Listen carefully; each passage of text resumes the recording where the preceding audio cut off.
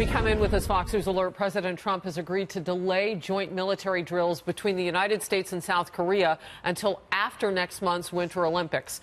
That decision comes after North Korean dictator Kim Jong-un reopened cross-border communications with South Korea for the first time in nearly 2 years.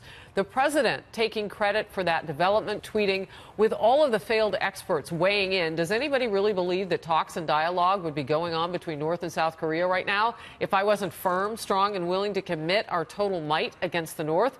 Fools. But talks are a good thing." Let's bring in Republican Congressman Duncan Hunter of California. He's a member of the Armed Services Committee. Good to have you, Congressman, along today to break out this development.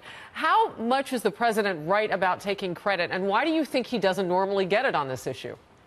Number one, he is totally right. It's not about his tweets. It's about the military might and the way that he's presented what America will do to support our allies in the region, and that we are willing to go to war with North Korea. I think he's made that very, very pure and simple. And number two, the reason he doesn't get the accolades is because people don't like him. And by people, I would say the media. The people that give the accolades are the liberal press, and the liberal press doesn't like Trump, so therefore he's not going to get any credit for this. But he's doing the right thing, and I'll tell you what Trump needs to do this year. What I would love to see the president do is say, no more North Korea launches, period. We're going to make it a no-missile area. We're going to shoot down every single rocket that you launch up in the air. We're going to shoot it down before it even gets into space, and we have to use all of our complex ballistic missile interceptor stuff. We're going to shoot them down over Kim Jong-un's head. That would be a great 2018 for me, as if Trump could finally shut North Korea down and make it a no-fly zone, basically, for intercontinental ballistic missiles. And can he do that by next week? Because, you know, the reports are that we may see another missile test. We don't even know what that's going to look like yet. We don't know the payload on that missile and other details. So, Harris, here's what's easy about it. North Korea is only about 150 miles wide. I'm on the Strategic Forces Subcommittee, on the Armed Services Committee. You could have F-35s up ringing North Korea right now, shooting down any launch that they make with air-to-air interceptor missile called the AMRAAM. That is doable right now, actually. So, yes. Well, that's some great detail to have. The Strategic Forces Subcommittee, I would imagine, is also talking about Guam and those areas that are close in. Talk to me about where you apply pressure now from the president, because, you know, he's taken a lot of heat on that one tweet where he said that he had a bigger nuclear button than Kim Jong-un. Yeah, that was probably a silly tweet. I think that detracts from what he's been doing here. The only thing that we can do more is get China to be on our side.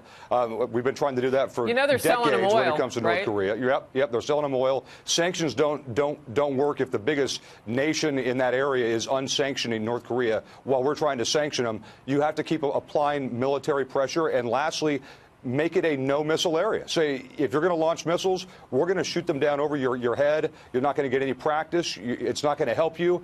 It's not even going to help you when you fail, because we're not even going to let you fail. We're going to shoot them down over your head. That would be the right choice here, in my opinion. I don't think that that's an act of war, saying that we're not going to let you practice shooting nuclear missiles at the United States. We're going to shoot them down. We're not shooting you, but we are going to shoot them if they go up and they're anywhere near our allies or us.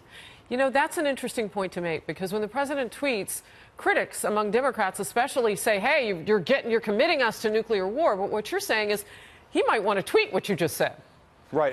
And lastly, Harris, too, the funny thing with this is if we don't shut down their nuclear program, we are going to a mutually assured destruction type foreign policy with them, because that's the only thing you can do. If North Korea gets 50 intercontinental ballistic missiles, we can't shoot 50 down. That's why we have mutually assured destruction with a country like Russia, right? If they were to do a nuclear attack on us, the only way to stop them from becoming nuclear and getting into that situation is stopping them now.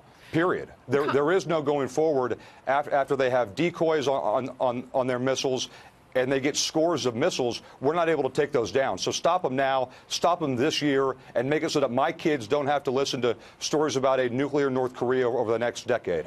You know, I want to let our audience know, in case they don't know this, you served 3 combat tours overseas, 2 in Iraq and Afghanistan. So when you talk about kind of preempting a war, is what I hear you saying, you come at it from that kind of experience. I want to give you the last word on this point. How significant is it that the North and South are going to talk?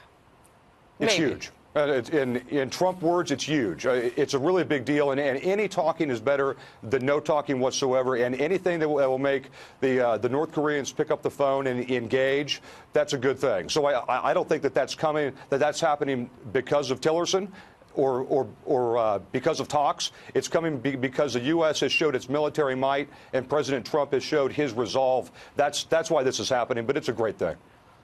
Representative Duncan Hunter on the program today for the first time. We will bring you back. Thank you very much. Thank you.